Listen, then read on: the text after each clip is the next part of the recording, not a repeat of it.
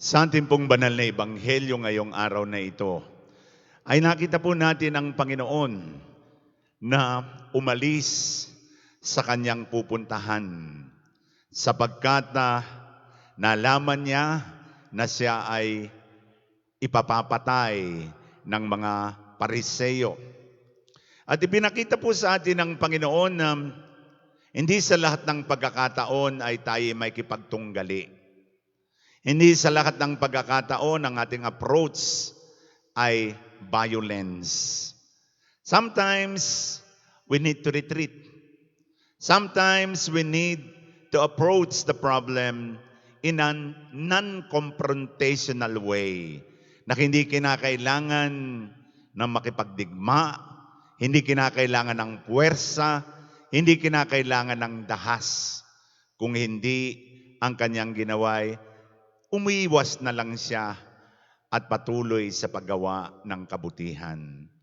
Marami pong mga pagkakataon na tayo ay nasasagad ang pasensya sa mga pangyayari, sa mga taong maaaring nagdudulot sa atin ng sama ng loob. At kadalasan po'y ang ating approach ay very confrontational. Ipinakita ng Panginoon sa kanyang ginawa ngayong umagang ito.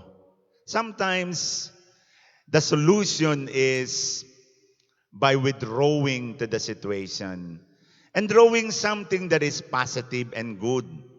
Anong kanyang ginawa?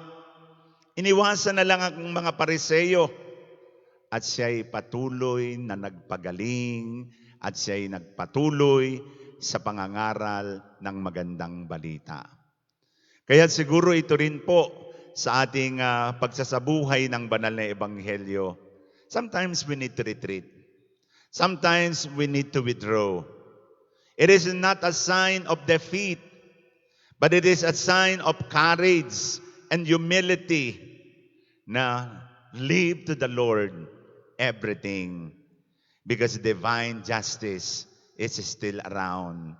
Ang katarungan ng Diyos ang mangingibabaw pagdating ng araw.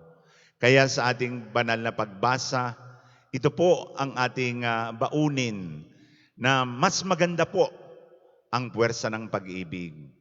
At ipinakita po doon sa ating ikalawang bahagi ng banal na ebanghelyo that Jesus was presented as a suffering Messiah. Isang Mesiyas na sa tingin ng mga tao ay makapangyarihan, katulad ng kanilang inaasahan, somebody who is a political Messiah. But the Jesus that came to the world is a Messiah who mourned, a Messiah who suffered, a Messiah who embraced the cross.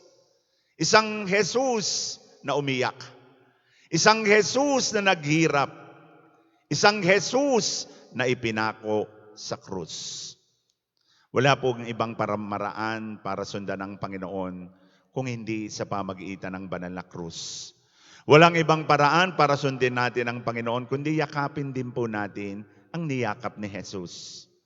Ang pagbabago ay makakamtan natin sa pamagitan ng pagbabago ng puso. Ang pagbabago ay makakamtan natin sa pamagitan hindi ng puwersa ng lakas o dahas, kundi sa puwersa ng pag-ibig na kanyang niyakap hanggang sa katapusan ng kanyang buhay. Pangawakan po natin ang salita ng Diyos. Hindi sa lahat ng pagkakataon ang ating pong approach ay palaban. Minsan, kailangang tayo po'y magretiro. Step back and then wait for the divine justice. Hindi natutulog ang Diyos. Patuloy siyang kumakalinga at nagmamahal sa ating lahat. Amen.